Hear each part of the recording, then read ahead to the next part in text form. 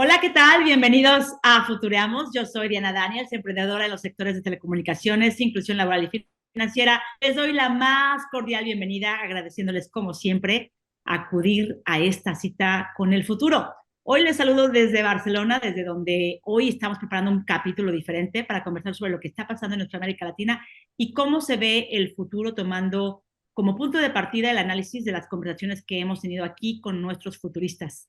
Pero antes, déjenme, les presento nuevamente a mi amiga y co-conspiradora del futuro, Claudia Villegas, que es periodista en la Ciudad de México, directora de la revista Fortuna y también emprendedora en el sector de medios de comunicación, así como las áreas de vinculación comunitaria. Clau, ¿cómo estás? Pues muy emocionada, querida Diana. Muy buenas tardes, noches, donde nos escuchen nuestros amigos y nuestras amigas de Futureamos. Me da muchísimo gusto saludarte. Te abrazo acá en la Ciudad de México y quiero pues también destacar que estoy muy emocionada de platicar contigo sobre la situación de varios países de América Latina desde la perspectiva de Futureamos, desde México, Argentina, que se encuentra en un momento muy complicado por la situación económica, Ecuador, querida Diana, amigos y amigas de Futureamos, que en los últimos días, en las últimas semanas, pues ha vivido también momentos traumáticos. Y me parece, querida Diana, que estos son tres buenos ejemplos de cómo las naciones, sus gobiernos y por supuesto sus habitantes, ¿te acuerdas que nosotros hemos dividido a Futureamos en mi entorno, mi economía, mi país, cómo los ciudadanos tenemos que trabajar en diseñar, en construir futuros mejor para nuestro bienestar, sobre todo después de la crisis de la pandemia, porque el diseño del futuro no está considerando en este momento, al parecer, en algunos países, o a lo mejor no lo sabemos, querida Diana, el bienestar de los habitantes.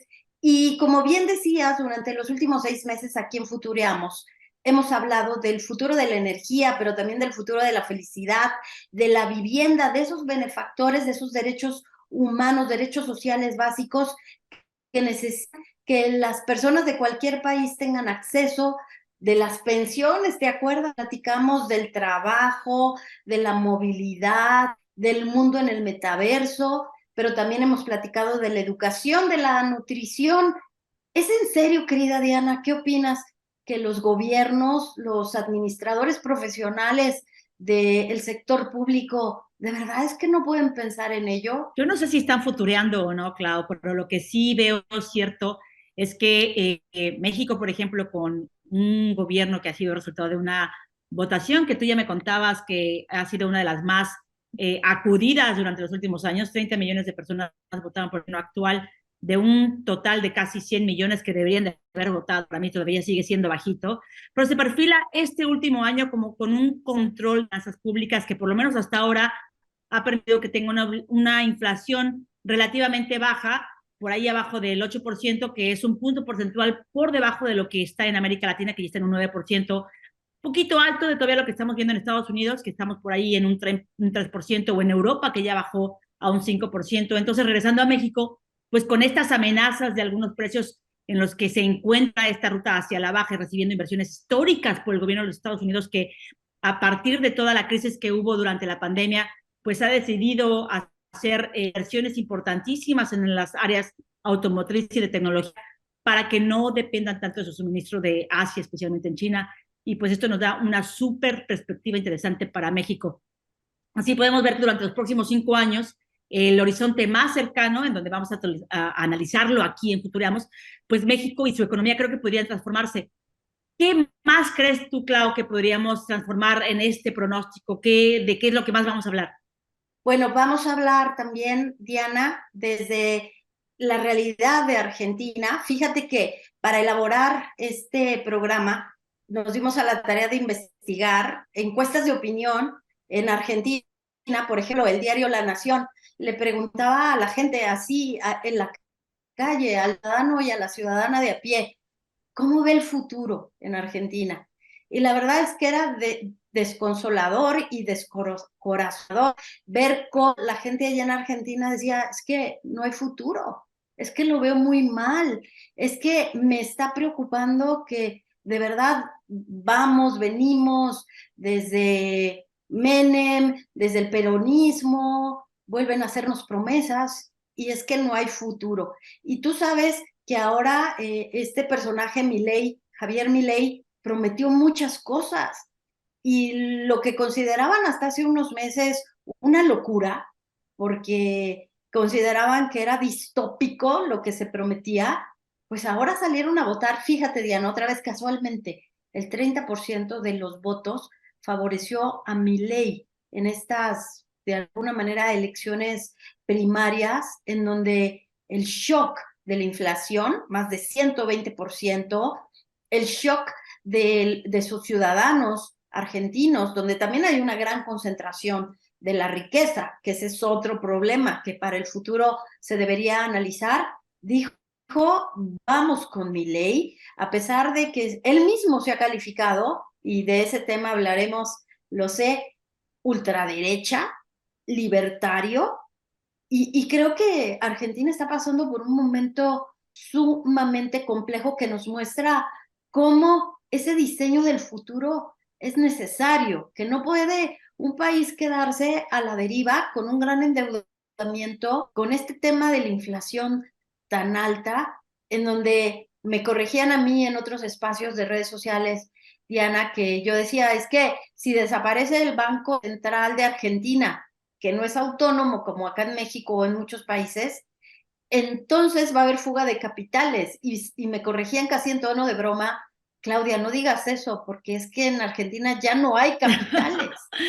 Fíjate, Diana. Oye, pero es que ha sido interesantísimo toda esta parte que está ocurriendo en diferentes países. Tú ya hablamos un poquito de México, dijimos que vamos a hablar de Argentina, también vamos a hablar de Ecuador, en donde, oye, pues todo este proceso en medio de toda esta cuestión electoral en la que se va a definir al próximo responsable del Poder Ejecutivo, pues ya sabemos del terrible suceso del magnicidio del candidato Fernando Villavicencio el pasado 9 de agosto, y también ahí en toda esa parte, en lo que ha pasado, al menos en Ecuador, viene pues de un gobierno completamente de izquierda. Tú ahora hablas, ¿no?, del cambio hacia la ultraderecha potencial, que todavía no sabemos qué vaya a pasar para el otoño, ¿no? Pero la misma situación se encontraba Ecuador, ¿no? Ellos estuvieron durante tantos años y tanto tiempo en la parte de la izquierda, en toda esta estatización que además de alguna u otra manera permitió a Ecuador vivir como en esa burbuja en la que no necesariamente había mucho espacio para poder jugar con la política económica del país, dado que pues estaban dolarizados, pero en donde se hizo demasiado gasto social, o al menos eso es lo que la gente cree en ese país, que se hizo mucho gasto social, que de alguna u otra manera dejó pues al país un poco en bancarrota. Y esto ha permitido, según los empresarios de aquel país, pues que de esta manera cambien completamente, ¿no? Entonces vemos estas dicotomías hacia la izquierda o hacia la derecha, ¿no? Y esta desaparición de los países y de las políticas y de los partidos que están haciendo en el centro, ¿dónde están, no? Entonces, suena súper interesante ese análisis que vamos a hacer eh, para seguir adelante, claro. ¿Qué te parece?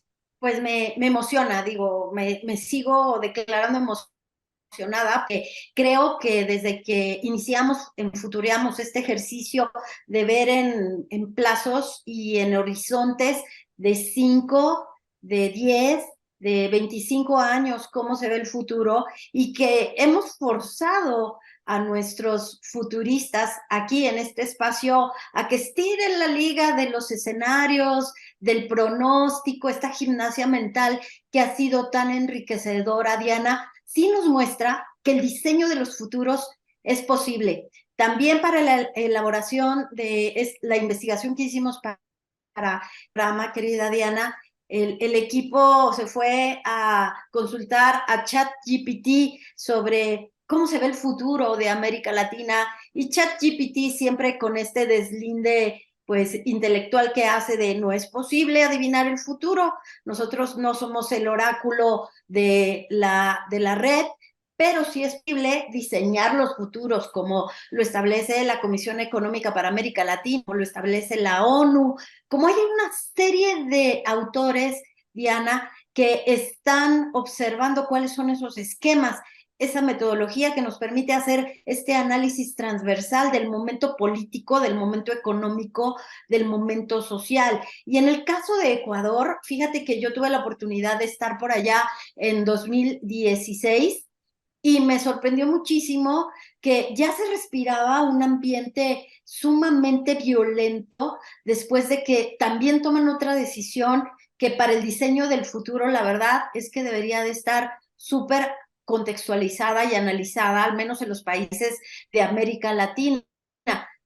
Regularizó el consumo y la venta de estupefacientes, que eso en el cruce de la dolarización de la economía les hizo, no solamente, como bien dices, perder la soberanía en el manejo de muchas variables económicas, porque al final lo que pasa con la dolarización es que terminas dependiendo de las políticas que toma Estados Unidos.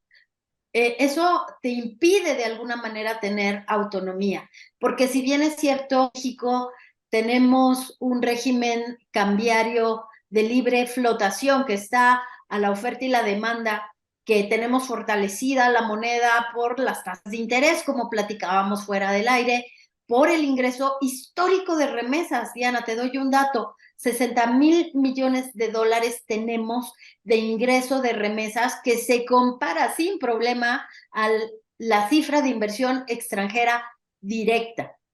Entonces ahí viene la reflexión de qué pensaron los gobiernos anteriores cuando decían que la extranjera directa iba a generar los empleos que necesitaba en este país. Si hiciéramos el análisis de lo que prometieron y de lo que pasó, es que no vieron bien el futuro, porque los mexicanos se siguen yendo a Estados Unidos a buscar esos 60,000 millones de dólares, Diana. Por eso ahora la inversión en México se dice tiene que ser diferente. Pero volviendo a Ecuador, ¿qué sucedió con la dolarización, con la autorización del consumo de estupefacientes? Y también, Diana, como bien dices, la entrega de transferencias para ciertos grupos de la población que no fue sustentable ni sostenible. Vimos durante la pandemia cómo en Ecuador las personas caían en la calle muertas por problemas asociados al COVID, que no había suficientes hospitales. Se dijo en ese momento que Ecuador era un estado fallido por la necesidad de hospitales, de centros de salud. ¿Qué pasa después de 2 años, 3 años, donde no se cumple nuestro escenario de 5 años de análisis? Tenemos un magnicidio. Entonces la pregunta aquí en Futuriamos ¿es posible o no es posible diseñar mejores futuros? Yo creo que es completamente posible. El problema está, claro, que muchas veces se repite la historia de las cosas que vivimos en otros países, ¿no? Comentándolo con un amigo ecuatoriano, empresario, ¿no? Me decía, es que nosotros ahora en Ecuador, que le pasó a lo mejor a México cuando llegó Calderón a declarar la guerra al narcotráfico. Y Wow. muchas de estas situaciones estaban pasando en México que de pronto no sabemos analizar estas señales que nos da la propia historia y la economía y la parte de la sociedad para poder diseñar este mejor futuro, ¿no? Si bien es cierto, había pues todo este control cambiario por tener la moneda en Estados Unidos, y dices, bueno, a lo mejor esto te quita un poco de soberanía sobre el país y sobre la política económica, pero, por ejemplo, veamos la diferencia que ha causado tener una economía, una moneda común en lugares como en Europa, ¿no? En donde, por supuesto, hay un Banco Central Europeo que permite que estas medidas de alguna u otra manera sean de una u otra manera igualitarias o justas entre sus perspectivas, dependiendo de a quién le preguntas, para cada uno de los países miembros de la Comunidad Económica Europea. A mí me interesaría a lo mejor ver hacia el futuro si vemos a América Latina con una moneda común. No sé si es el dólar, ¿no? Probablemente lo sea, pues porque el dólar sigue siendo la moneda más fuerte del mundo, ¿no? La mayoría de todos los insumos y materias primas en el mundo pues se manejan en dólares.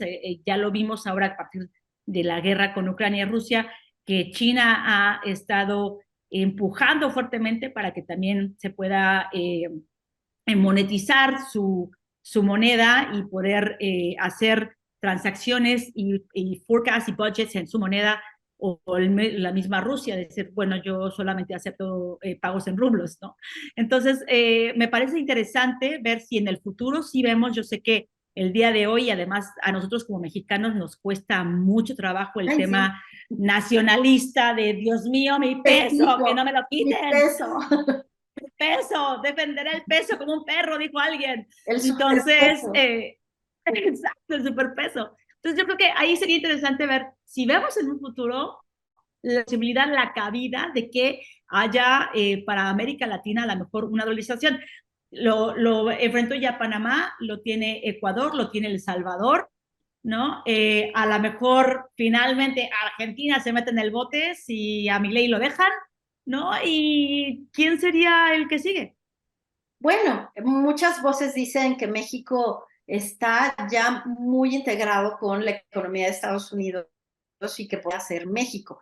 Y sí tienes esta razón de que a los mexicanos nos representa un símbolo, tenemos una vinculación emocional, afectiva, este tema de soberanía, el peso, pero me parece que Estados Unidos, Canadá, el propio México, tendría, como ya lo vimos en el tema de migración, entrevistamos a un abogado que nos explicó muy bien cómo va cambiando el tema de migración, que ya no solamente es un tema de grandes empresas, sino también cualquier persona que tenga preparación, que tenga credenciales académicas, puede aspirar a nuevos estatus y que los países tienen que asumir el reto en el futuro de establecer políticas serias de migración para que la gente pueda ir y ejercer su derecho. Entonces, ¿qué pasó en la Unión Europea, Diana? Tú que has vivido tantos años ya allá. Bueno, pues la Unión Europea, políticas de desarrollo social que integraron y que apoyaron. A mí me da mucho gusto ver todavía, y espero que por mucho tiempo, que España es un país del primer mundo, es un país desarrollado. Y mucho tiempo se dijo que por qué tenías que estar apoyando a España con sus problemas, pero ahí estuvo la Unión Europea con sus políticas. Yo no me quiero imaginar cómo hubiera sido el destino de muchos países europeos sin estas políticas, sin esta moneda única, cuando nos llega la pandemia. Hubiera sido algo catastrófico. Y vimos a la Unión Europea comprando vacunas juntos, vimos a la Unión Europea apoyándose, incluso ahora mismo con el tema del combustible, del gas, de todo este embate de la guerra de Rusia y Ucrania. Me parece que la Unión Europea funcionó con este asunto futuro, se integraron y vieron un futuro comunitario. Pues México, hagamos este ejercicio, Clau, hagamos este ejercicio de pensar en 5 años. Tú dices, en 5 años yo no creo que habrá una política económica monetaria conjunta en América Latina, por lo menos México todavía no le entraría, ¿no? En 5 años, ¿cuántos países adicionales a El Salvador, Ecuador y Panamá crees que deberían o podrían tener a lo mejor la dolarización dentro de su política económica o monetaria? ¿Tú crees que Argentina en los próximos 5 años, si llega por ahí? pues sí, porque Argentina no tiene en este momento mucho cómo defenderse de una dolarización o cómo mucho evitar una dolarización. Yo estuve escuchando a Milei, que es economista y que daba datos interesantes de cómo tener que pagar deuda, dolarizar y comenzar de cero, pero me rompió el corazón, Diana, cuando dijo, y con todo esto que yo les estoy ofreciendo, ciudadanos argentinos, yo les prometo que en 40 años salimos adelante. 40. 40 años. Entonces, no se puede, no puedes pensar porque ya perdiste una generación completa. Entonces, creo que Argentina tiene que tomar esa definición pero también buscando cuáles son esas políticas que rompen el molde, que los hacen pensar fuera de la caja para recuperar un poco de autonomía, Diana. Oye, mira que hablé el otro día también con una millennial argentina, queridísima, que me explicaba un poco su punto de vista de por qué le votan a Milei, ¿no? Y decía, ¿cómo es posible que la generación, que la nueva generación le esté votando a este señor? Regularmente son los jóvenes, los que son un poco más de izquierda, los que son más sociales, todo este rollo. Y ahora esta generación está votando por otra ideología. Y me dijo algo súper interesante, me dijo, es que ya no estamos votando por ideologías, ahora votamos con el bolsillo, ¿no? Y la generación que está saliendo de las universidades o que está entrando en sus primeros o segundos trabajos, no tienen posibilidad alguna de conseguir una vivienda digna o de poder comprarse una vivienda hasta dentro de unos 20 o 30 años. Siguen viviendo con sus papás, ¿no? Y van a seguirlo haciendo durante mucho tiempo. Entonces, me parece muy interesante esa perspectiva de que la gente ya no está votando por ideologías, sino realmente estamos votando todos tocándonos el bolsillo. ¿En qué hace sentido? Ya no es ahora si eres de derecha o eres de izquierdas, o si eres del centro, o sea, de dónde, ¿no? Es qué es lo que puedo, ¿no? Me alcanza para vivir, me alcanza para comprarme lo básico, me alcanza para poder tener una vida, si no igual, superior a la que tuvieron mis padres. Y en base a esto, pues es lo que el día de hoy los políticos nos dan. Sí, totalmente de acuerdo, pero creo que Milei está mintiendo y está dando promesas que difícilmente podrá cumplir. Y eso precisamente es lo que creo que el diseño de futuros, en el caso de los políticos y de la administración pública, tiene que respetar y tomar en cuenta. Claro, Porque con pero ¿qué una político no narrativa, miente en campaña, por Dios? O sea, ¿qué no, político, ok, no digamos miente, ¿qué político no aspira a otro futuro o a otra realidad, aunque sea inalcanzable, para poder lograr sus votos? sí, lo hacen, pero lo que tenemos que reclamar los ciudadanos, en el caso de México, por ejemplo, que también nos están vendiendo la idea, y a mí también me ha entusiasmado, esperanzado, que 5 millones de mexicanos salieron de la pobreza eh, extrema y ahora pueden, con 5,000 pesos, que son muy poquitos dólares, comprar una canasta básica. Y ese es el gran logro de haber invertido más de 600,000 pesos en cada año hacer transferencias de efectivo.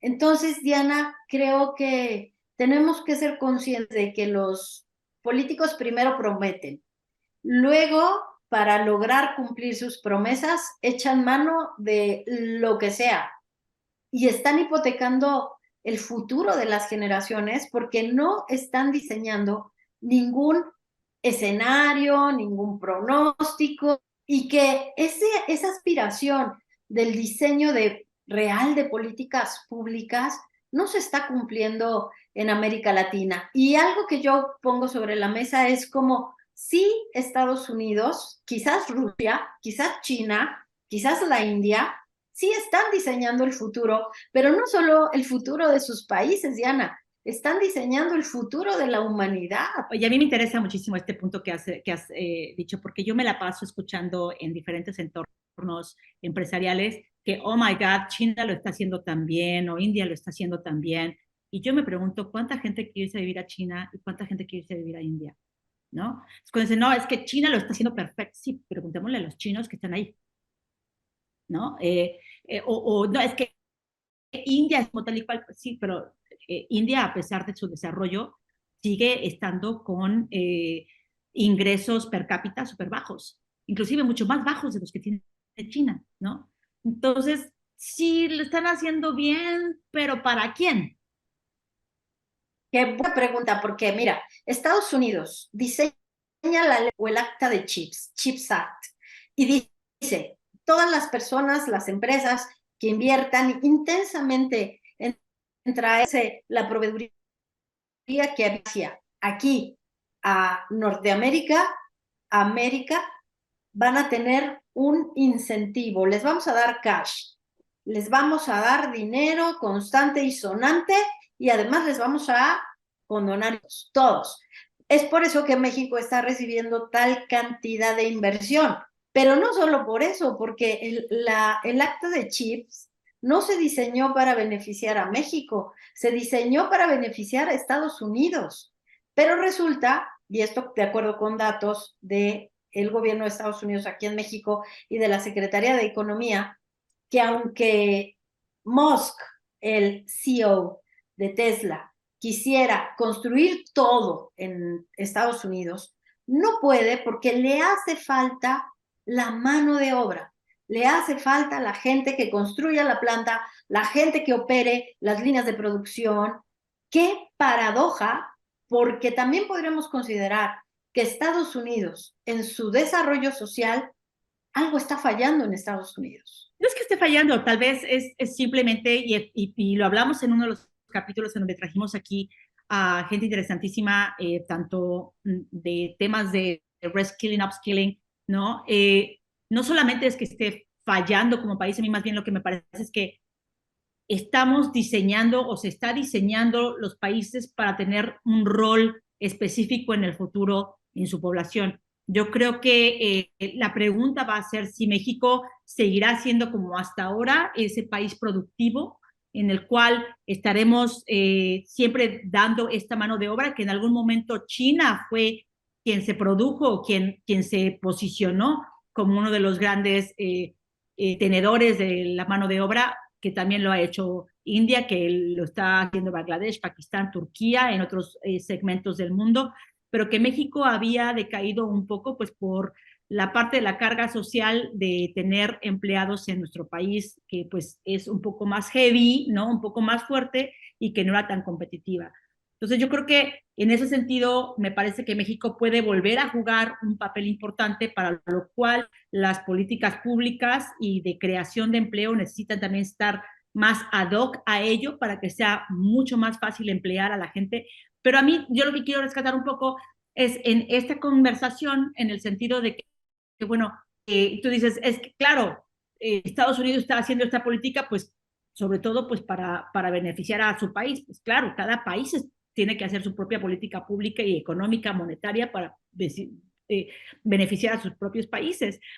Pero algo que me interesa o que me interesa rescatar de esto es que todavía vemos entonces a Estados Unidos con la posibilidad de aceptar, ¿no? Estas inversiones. Ellos, algo que me encanta de Estados Unidos, y yo fui una de las primeras personas que a lo mejor dentro de mi familia emigró para Estados Unidos hace 1000 años, tratando de buscar un futuro mejor, ¿no? Es casualmente por esto, porque hay esta política en la que aquí vienes a trabajar, aquí te puedes sobresalir, puedes hacer muchas cosas. Yo no sé si yo sería la misma persona que soy el día de hoy si me hubiera quedado en México, Claudia.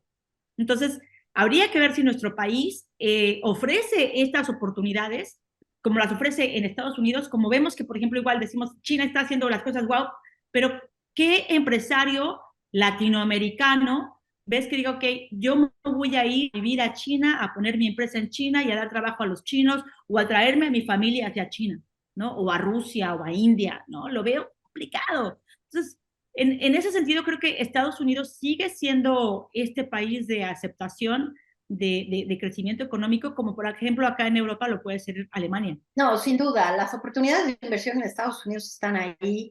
A lo que me refiero es que en este momento, con la crisis social que tiene Estados Unidos, la pandemia, bueno, la epidemia por fentanilo, lo que está en muchas regiones es que ni siquiera encuentras personas para construir, para cargar un ladrillo.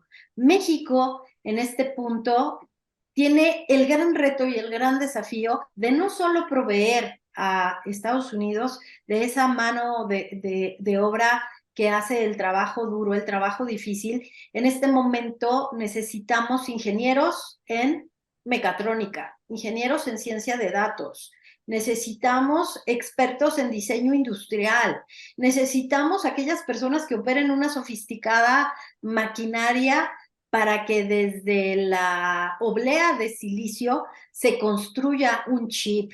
Necesitamos de verdad ingenieros. Es el momento cuántico de México, porque Estados Unidos, por eso era mi punto de en qué está fallando con su población, porque también sufre Estados Unidos, al menos en este segmento de las personas que se necesitan para operar industrias, y que no solamente hablo de los grandes directivos como tú, no solamente hablo de los CEOs, hablo de la gente que está en las plantas, en la comercialización, en el desarrollo de productos.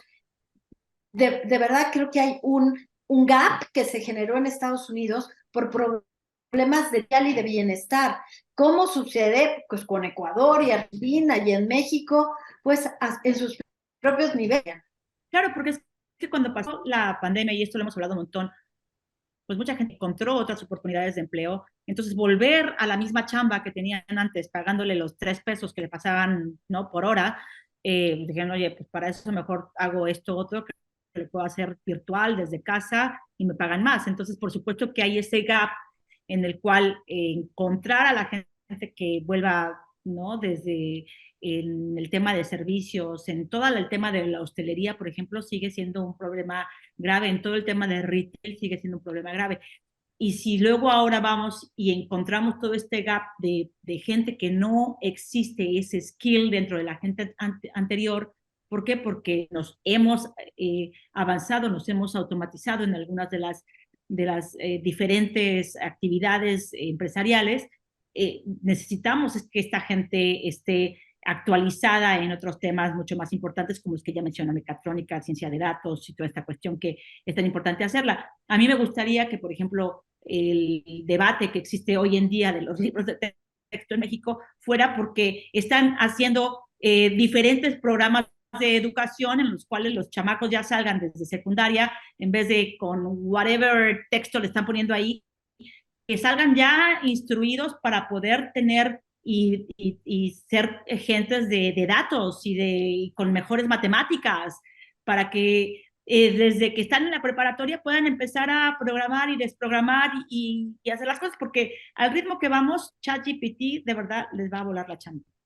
Sin duda, o el desafío de la educación dual, que en Europa, entiendo, es algo muy común, en donde hay una vinculación. Estuve buscando carreras en la Universidad de Valencia y la educación dual es un hecho. Allá no solo vas a estudiar, vas a vincularte con una empresa en donde posiblemente te quedes a trabajar.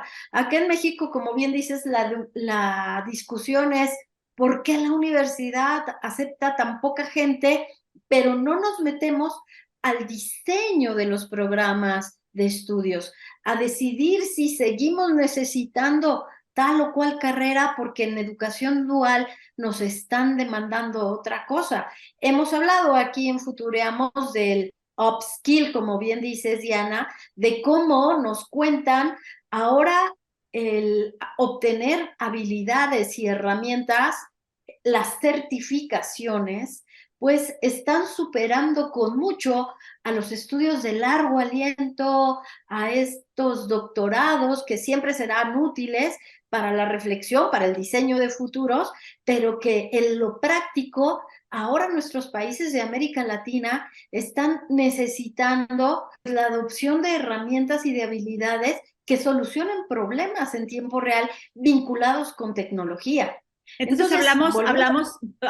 hablamos, y perdón que te interrumpa, pero hablamos aquí del upskill y reskill. Ya dijimos en el segmento pasado que en 5 años vemos que haya una dolarización en algunos países, incluido Argentina. Yo ahí me gustaría a lo mejor meter a México tal vez en un 10 o 25 años. Ojalá, si no es haya una dolarización, que haya una moneda común en América Latina. Me encantaría que sucediera como lo existe en Europa.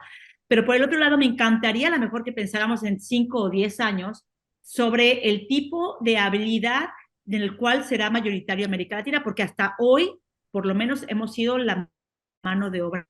Entonces, qué interesante sería, por ejemplo, este cambio lo hubo en India, ¿no?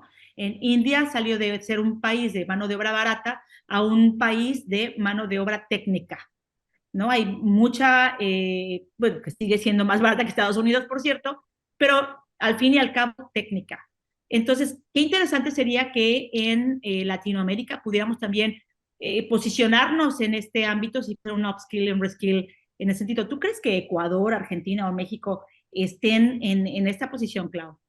Pues México no tiene opción. En este momento les cuento que acá se ha hecho un cónclave de todos los CEOs de México que ahora están participando en las grandes multinacionales de la tecnología. Se les ha llamado al estilo de lo que hizo el fundador de Singapur, ¿no? El hombre que cambió el destino de Singapur, se les llamó, se les convocó, se les ubicó, esto es una estrategia de la Secretaría de Economía, y se les dijo, oigan, acá nos han venido a decir que los mejores ingenieros son los de Estados Unidos, los de India, y no, ustedes nos encontramos con esta lista, ustedes están dirigiendo, entonces ustedes tienen una responsabilidad con este país. Necesitamos que nos enseñen, que nos digan qué se necesita, y no solo eso, necesitamos que en una estrategia de educación dual se lleven a ingenieros que en algún momento quieran regresar. Y ahí está el gran desafío, porque durante años y años los ministerios de ciencia y tecnología, acá el CONACYT, generaron becas para personas que mejoraron su calidad de vida, querida Diana, pero que no quisieron regresar. Es que ¿quién va a querer regresar con la situación como está en el país, Clau? Con la Yo no sé. inseguridad que existe. Es lo mismo que le pasa a de Ecuador, lo mismo que le está pasando también a Argentina. ¿Quién se quiere quedar en un país en donde tú no sabes si vas a estar a salvo, si tus hijos van a poder salir a la calle sin que los asalten, los secuestren o los maten? Lo entiendo perfecto, lo entiendo perfecto. Sin embargo, creo que estamos viviendo un momento súper importante en donde, al menos lo que yo estoy viendo acá en México, hay una generación, estos millennials, que han estudiado economía, maestrías en el extranjero y que se han dado la oportunidad de regresar, querida Diana. Estamos llenos en este momento de una nueva generación de economistas que están repensando la economía, pero tienes razón y se plantean, porque todos los días en la televisión, no sé si es por fake news o porque si es un reporte selectivo de noticias en medio de un proceso político para que la audiencia genere una percepción de que todo está mal, Bueno, eso pero decía Calderón cuando a él también le mataban, no, le ponían, no le mataban, sino le ponían a todos los muertos. Eso también dijo Peña Nieto cuando le ponían a todos los muertos. Yo creo que ya no se trata de una selección de las noticias, me parece que los muertos están. es que hay un debate en ese sentido en México, pero lo que sí vivimos, quienes estamos acá en México, es un escenario, pues hay una dicotomía. Por un lado, tenemos información de que puede ser el gran momento, como nos dijo la fundadora de You Are the Princess, querida Diana, Sí, que nos sí. dijo, y nos lo dijo hace muchos meses aquí en Futureamos, Carlota, y sí. ella no sabía del nearshoring, ¿eh? Hay que ¿No? destacarlo. Carlota todavía no tenía la información del nearshoring. Sí sabía Carlota que México podría integrar Convertirse en la parte. nueva fábrica del mundo. Me acuerdo perfectamente sus palabras más.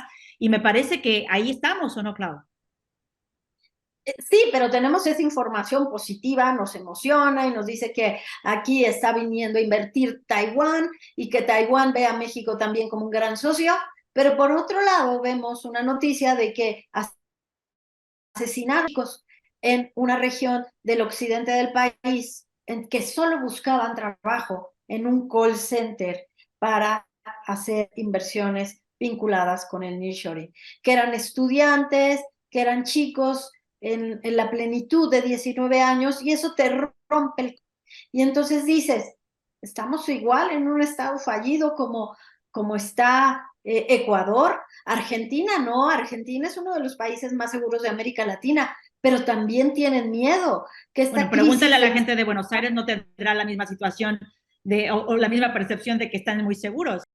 Mira, yo creo que aspiramos a que nuestros países de América Latina tengan un futuro político en donde se respete el resultado de elecciones, en donde la economía tenga competencia, en donde el medio ambiente se respete en donde esa economía, en donde hay competencia, genere desarrollo social, en donde se invierta en educación, en salud, en infraestructura, en servicios sociales, querida Diana. En donde el gobierno tampoco esté en un papel completamente inquisitorio para que los emprendedores y la empresa privada pueda generar innovación, empleos y más oportunidades de desarrollo. Sí, a mí me gustaría que el futuro contemplara también relaciones internacionales más justas, porque yo regreso a mi premisa, querida Diana, de que estamos a expensas del desarrollo del futuro de ciertos países. Pero tenemos que Allá, estarlo, Clau, porque somos una economía globalizada. Las no, me queda perspectivas claro. de aislamiento de los países ya no existen.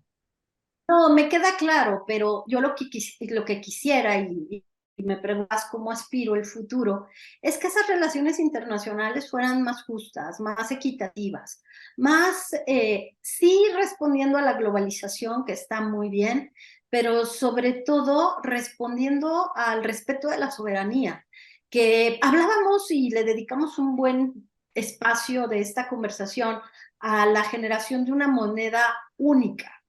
Y platicamos en Revista Fortuna, que es la revista que dirijo aquí en México, con la persona que asesoró al presidente de El Salvador para llevar el Bitcoin como una moneda de uso común. Y me decía algo que me gustó, es que en el Bitcoin todos contribuyen y es una plataforma abierta y transparente que no se presta a manipulación. Y creo que pasa un poco con la moneda única en la Unión Europea.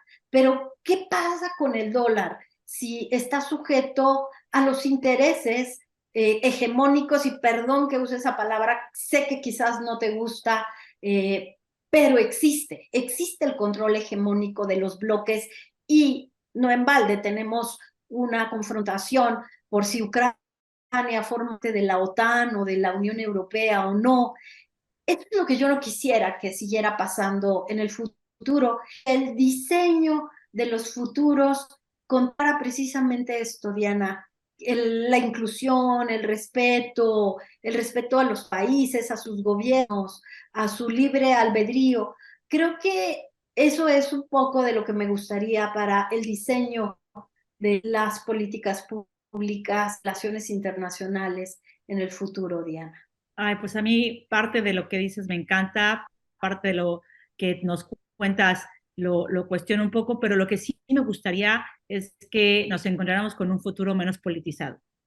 Me Menos encantaría, me encantaría que las decisiones que se hicieran no fuesen en orden de las elecciones, no fuesen en orden de ganar curules, que fuesen en real orden de tener una mejor sociedad, que si te tocó administrar el curul en el que estás, la silla en la que te pusieron y demás sea para el día de hoy y para lo que se ve hoy con el futuro, pero no solamente para que al de adelante o al de enfrente o al de al lado le vaya peor para que entonces te vuelvan a elegir a ti o ese tipo de cosas. Creo que de alguna u otra manera espero que en los próximos 15, 25 años nuestra sociedad no siga jugando ese papel político para que las comunidades, los empresarios, los trabajadores realmente vean su máximo potencial. Sí, Diana, a mí me gustaría terminar, no sé cómo estamos de tiempo, pero terminar con una reflexión que tiene que ver con la evolución de los estudios del futuro a partir de su contexto histórico.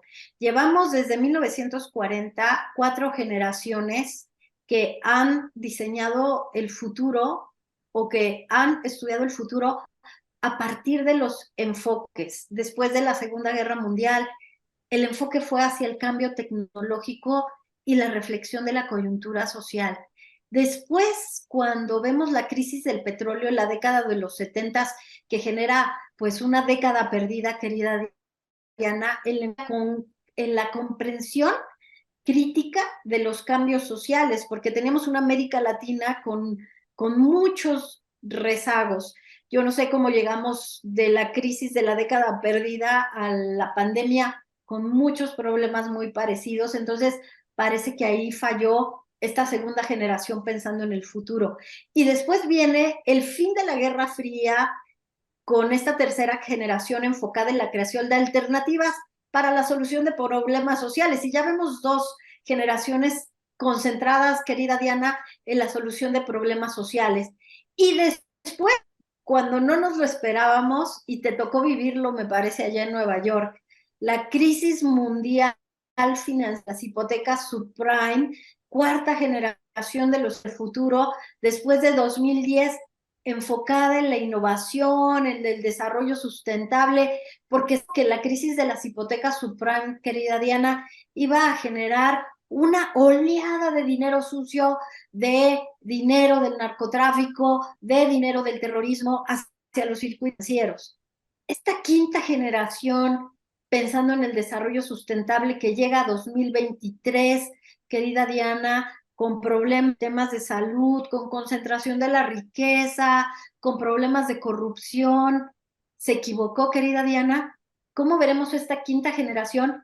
Y la sexta generación, ¿en qué debería de estar pensando? Creo que en Futureamos tenemos mucho trabajo que hacer. Nos toca empezar a futurear más, estimada Claudia, el tiempo se nos ha terminado y hay que agradecer a nuestro auditorio que nos ha escuchado el día de hoy, que se haya atrevido a futurear con nosotros.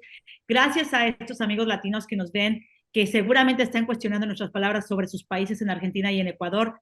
Les agradecemos que nos dejen sus notas y sus comentarios para que podamos igual iluminar el futuro con mejores oportunidades para hacia nuestros países, a nuestros hermanos mexicanos. Pues nada, me resta más que decirles que aquí estamos en la lucha, que esperamos que sigamos para mejorar. Veremos qué nos toca. Ni siquiera hablamos de la política mexicana, si tenemos una presidenta el próximo año o presidente, Nos ya lo faltó eso. veremos. Nos faltó esto, tendremos que hablar de ello. Y Clau, como siempre, un placer futurear contigo. Un placer, querida Diana. Hagámoslo más seguido, ¿qué te parece? Porque tenemos ya Encantado. mucho material, hemos conversado, hemos hecho escucha activa de nuestros futuristas y creo que esa ha sido una gran cualidad y aportación de Futureamos, traerlos y escucharlos. Pues nos vemos en la próxima entrega. Nos vemos pronto. Nos vemos en el futuro. Gracias.